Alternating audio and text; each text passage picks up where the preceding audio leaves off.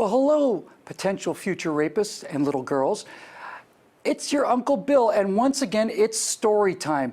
Now, today, we're going to read the bestest book ever written. It's called Hillary Rodham Clinton, Some Girls Are Born to Lead. So, let's get started.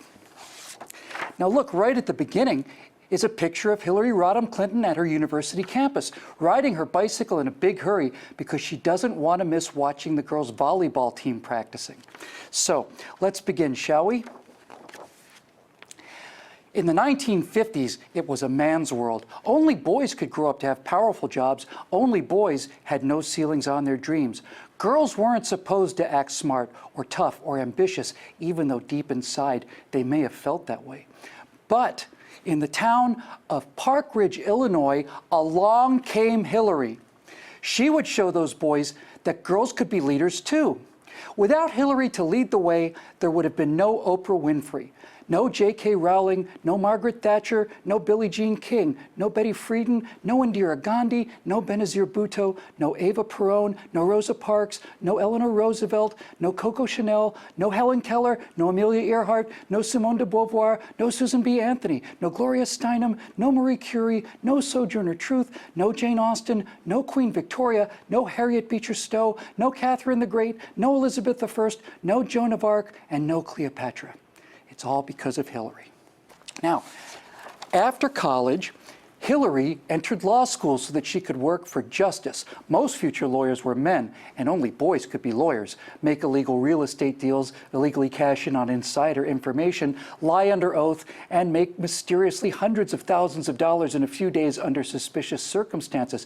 But that didn't scare her. She didn't care about what the boys said. She just went out and did it anyway. They thought Hillary would land a high-paying job in Washington, D.C., but she didn't. Not yet. Instead, she went to Arkansas to be with Bill, her law school sweetheart. The two loved politics as much as they loved each other. They decided to spend their lives and serve America together. Bill loved Hillary so much that every night he would have sex with different women, trying to find someone he loved more than Hillary, and he never did. And Hillary loved Bill and politics and America and women so much that when many of those women complained that Bill's love for Hillary and politics and America became so great that he would grope them and have sex with them against their will, Hillary was the first in line to call them a bunch of filthy whores and destroy their lives because of her deep love of Bill and America and especially politics. Hillary was a new breed, a superwoman. But sometimes it was hard, like when she had to rush out of the courtroom under sniper fire to call the babysitter about her sick child, or when she heard the nasty things people said about her because she doesn't take time to paint her toenails or style her hair. Hillary has never had her hair styled once in her entire life. She's just too busy fighting for justice.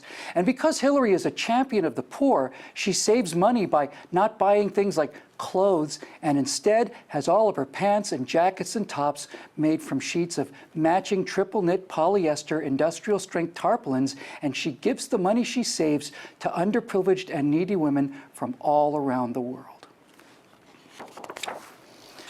It was hard for Hillary a few years later when she helped Bill campaign to become president of the United States. But as First Lady, she did things that previous First Ladies had never dared to do, like being the first First Lady ever called to testify before a grand jury regarding destruction of documents from the Rose Law Firm. At the end of Bill's term, Hillary finally got a chance to run for office, to become a senator from New York. Why didn't she run for office in her native Arkansas? Well, it's because people in Arkansas already knew how much she loved Bill and politics in America, so she packed the Oval Office carpet into a bag and flat broke with little more than $300,000 in the furniture that she could carry out of the White House. She campaigned all across New York under constant sniper fire, making new friends. And because of her relentless campaigning, Hillary was the first woman politician to discover her new home of Manhattan was really an island. Now, after losing the nomination in 2008, Hillary returned to the Senate, but not for long. President Obama, her former rival, wanted her to be his Secretary of State.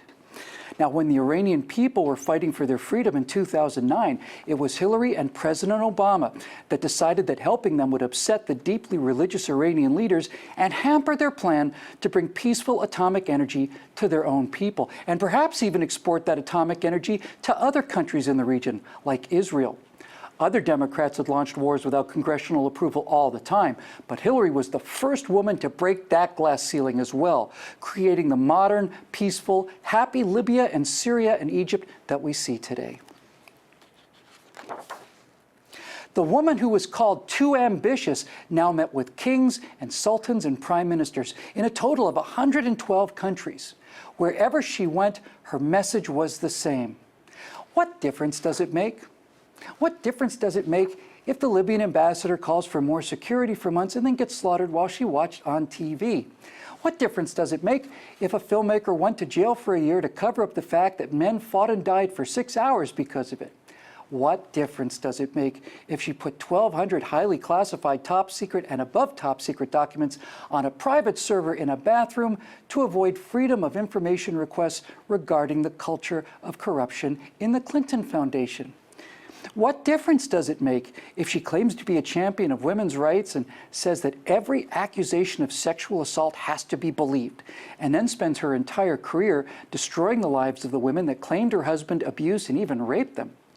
What difference does it make when she loves Bill and America and politics as much as she does?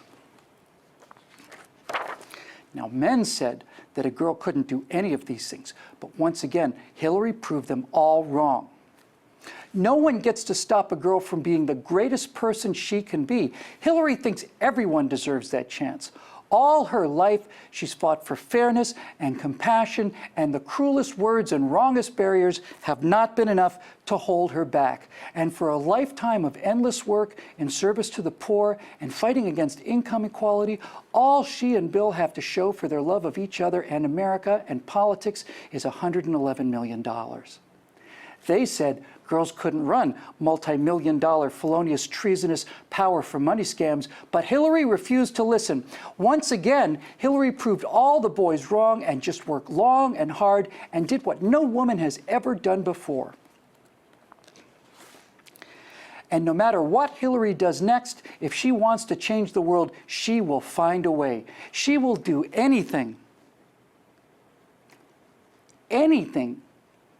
so that she can continue to love Bill and America and politics as much as she does. Amen.